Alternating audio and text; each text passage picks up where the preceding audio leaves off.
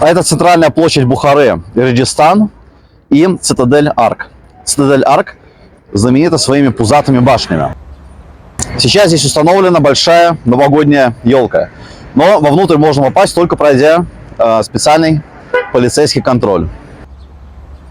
В Узбекистане не отмечают Рождество, но очень активно отмечают Новый год. А до Нового года осталось всего ничего. Почти 1 неделя.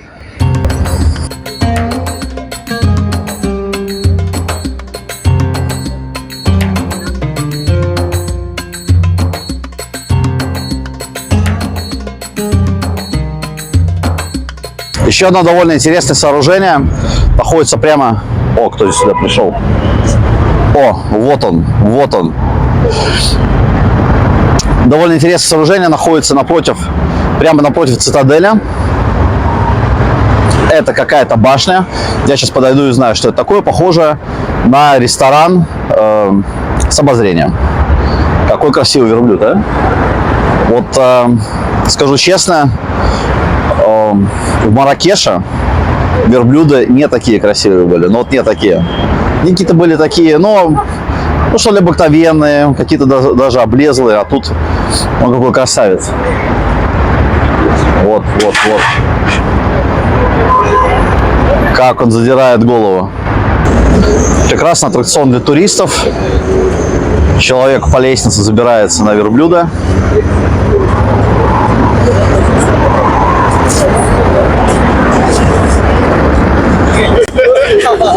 Его фотографируют. После этого лестницу нужно убрать.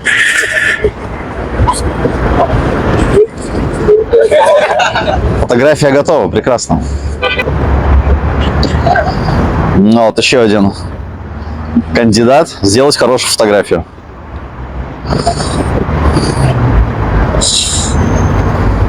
Да, ну какая-то движуха здесь происходит. Все-таки рабочий день, и народу не так много, но туристы начинают появляться, да, где-то к 2 часам дня. Вот я не знаю, мне идти в эту цитадель или не идти. Оказывается, с верблюдом можно не только сфотографироваться, можно и на нем покататься. Но отличное развлечение. Кстати, уже не первый раз здесь, в Узбекистане, я вижу именно вот эту вот скульптуру погонщик верблюдов и, собственно, караван, да, который он возглавляет. Или это какая-то стандартная скульптура, но, по крайней мере, в Бухаре я видел 1 раз и еще где-то по дороге.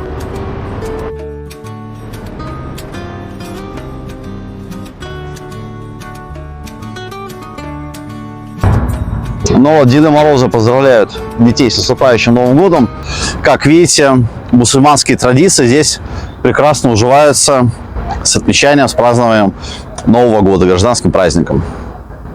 Цитадель Арк довольно сильно пострадала в 1920 году при взятии штурмом этой самой цитадели частями Красной Армии под предводительством Михаила Фрунзе. Вы наверняка слышали эту фамилию, герой гражданской войны, как мы изучали в школе еще в советское время. Но, как говорится, такие были времена, непростые.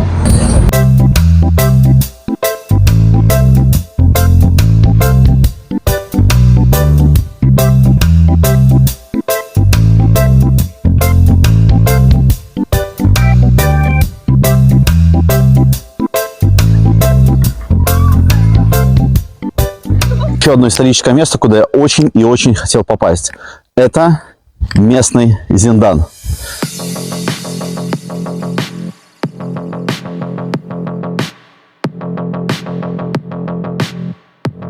Зиндан, как можно понять из названия, это местная городская тюрьма. Наверх идут очень неудобные ступеньки. Ступеньки сделаны так, как будто бы они рассчитаны на людей 3-метрового роста. Как минимум, очень высокие, очень неудобные. Но это, наверное, было сделано для того, чтобы преступники сразу понимали, здесь никакого люкса не будет. Обратите внимание на то, за какие преступления сюда отправляли под арест. К этой камере мы вернемся через пару минут. Экспозиция довольно-таки маленькая, и гида сегодня нету. Но здесь есть несколько интересных экспонатов, на которые можно посмотреть. Первое – это комната стража. Здесь собрано оружие. Здесь можно увидеть традиционное холодное и огнестрельное оружие, используемое в Средней Азии. Сабли, ятаганы, кинжалы, копья, аркебузы и кремневые ружья. В принципе, это и есть тот самый знаменитый 6-метровый Зиндан, куда опускались наиболее опасные преступники. То есть это выглядит как колодец, в которых нет ни окон, ни дверей, ничего, просто вот дырка сверху. Убежать отсюда практически невозможно. Сверху кладется решетка. Люди сидели в этом колодце годами. Годами ждали своей участи. А участь была, для большинства, в принципе, одна. Их выводили на центральную площадь и рубили голову. Люди на счастье кидают туда деньги. Зачем-то. Вот здесь есть описание, поэтому, может быть, лучше обратиться к первоисточнику. 4-я камера, известная как канахона, представляет собой широкое отверстие в полу, ведущее расположенное ниже помещения. Подземелье, представляющее собой яму около 6,5 метров глубиной, люди спускали вниз и поднимали наверх с помощью веревки. Пищу также опускали на веревках.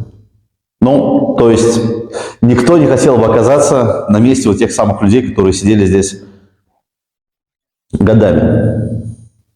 Какие такие преступления сюда попадали люди, но, в принципе, тут все стало понятно. Это камера за долги и еще одна долговая камера. То есть, в принципе, все понятно. В те далекие времена одним из самых страшных преступлений это было стать должником.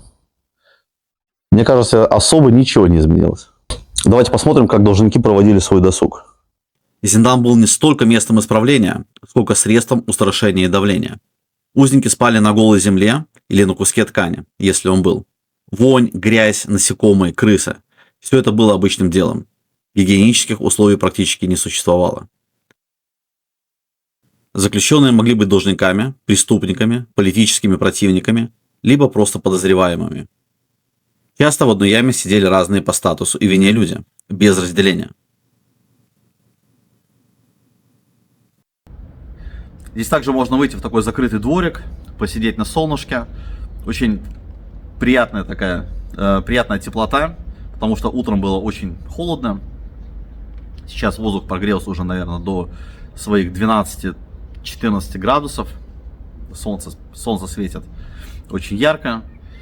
Но вот все-таки атмосфера этого места, она такая гнетущая. Не хотелось бы остаться здесь в качестве узника, или какого-то преступника. Нет. Ну что, спасибо рандому Зиндану. Идем изучать город дальше.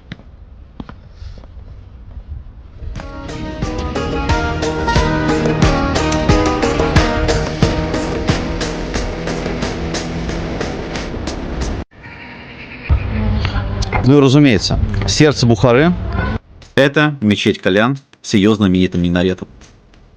Мечеть Калян – это не просто достопримечательность, это сердце древней Бухары, ее гордость и, без преувеличения, архитектурное чудо. Минарет Калян высотой почти 46 метров. Его построили в 12 веке, и он до сих пор возвышается над городом, как древний каменный страж. Напротив мечети Медресе Мири Араб. Выглядит как брат-близнец. Медресе – это традиционная мусульманская школа, где обучают исламскому богословию. Здесь веками учили теологию и учат до сих пор. Но полностью традиционно здесь на центральной площади лежит аккуратно сложенный битый кирпич. Наверное, ждет своего часа, когда его куда-нибудь вмонтируют. Скажу честно, не совсем удобная лестница. Но архитектурные виды здесь просто-напросто потрясающие.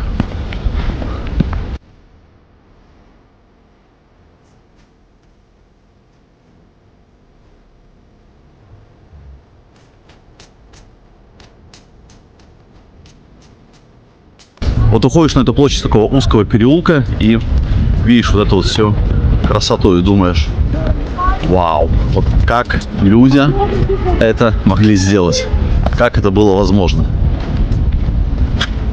Красота просто-напросто невероятная.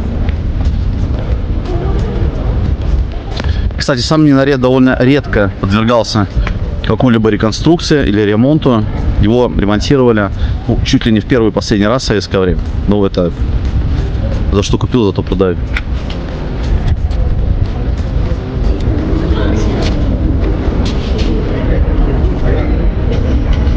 Мечеть Кальян просторная, светлая и вмещает до 12 тысяч человек.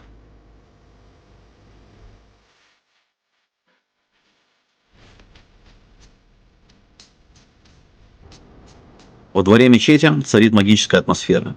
Плитка бирюзовая и лазурная, а арки тянутся к небу. Идеальное место для любителей старины и архитектуры древности.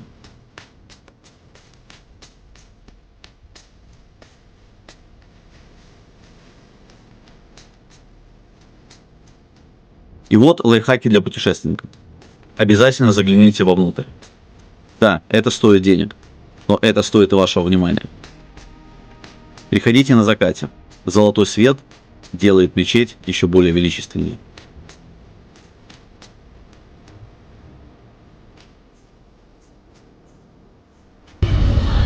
Конечно, невероятный архитектурный ансамбль. Прямо чувствуется вот это вот могущество строителей прошлого. Вот как они построили, вот так все это здесь и стоит. До сих пор. Даже мозаика не разваливается.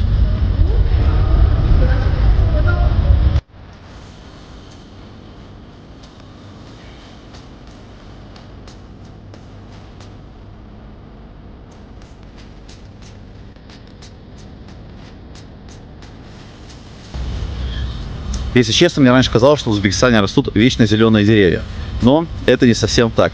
На зиму деревья сбрасывают листву, потому что здесь, в принципе, точно так же, как и у нас, зимой очень и очень холодно. Даже может быть холоднее, потому что климат континентальный, сухой, очень жаркие лето и довольно холодные зимы. Выйдя обратно на площадь, мы окажемся на небольшом базарчике с украшениями и сувенирами. Ну и также здесь можно выбрать кое-какие сувениры. Это ножи, ковры, утварь для подачи кофе и чая, всякие чайнички, бокалы, верблюды, черепахи и даже ножницы. Туристов в городе сегодня мало, практически нету, так что торговля идет не особо бойко. Через город проходили караваны. Они перевозили шелк, пряности и другие ценные товары. И вот в таком вот караван-сарае останавливались купцы. Это было, в принципе, довольно важное место для торговли в то время. Давайте зайдем, посмотрим, что там внутри.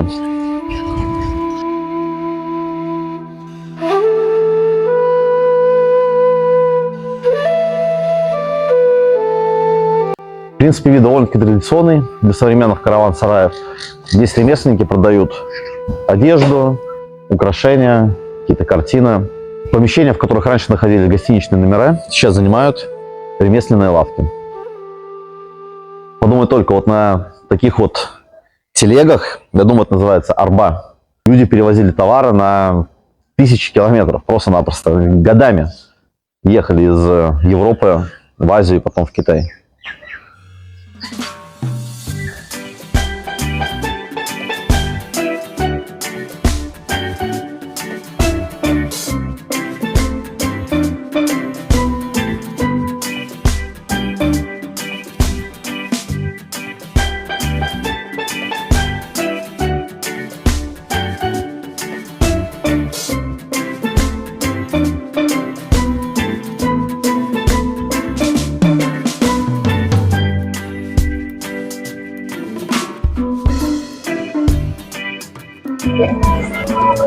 Сейчас довольно прохладно, даже холодно. Пруд замерз. Но летом всегда можно прийти, чтобы спокойно посидеть в тени вот этих вот больших деревьев у пруда. Водоем расположен в центре площади. И до прихода Красной Армии в Бухаре было около 200 таких прудов. Они получали воду из искусственных каналов. Кстати, нередко они становились разносчиками болезней. Поэтому их засыпали и провели современный водопровод. Но в городе уцелело несколько таких хаусов. Этот пруд довольно органично смотрится на площади. Здесь, кстати, есть и кафе, в котором можно подкрепиться перекусить плов, манты, самсу, шашлык, ну и супы.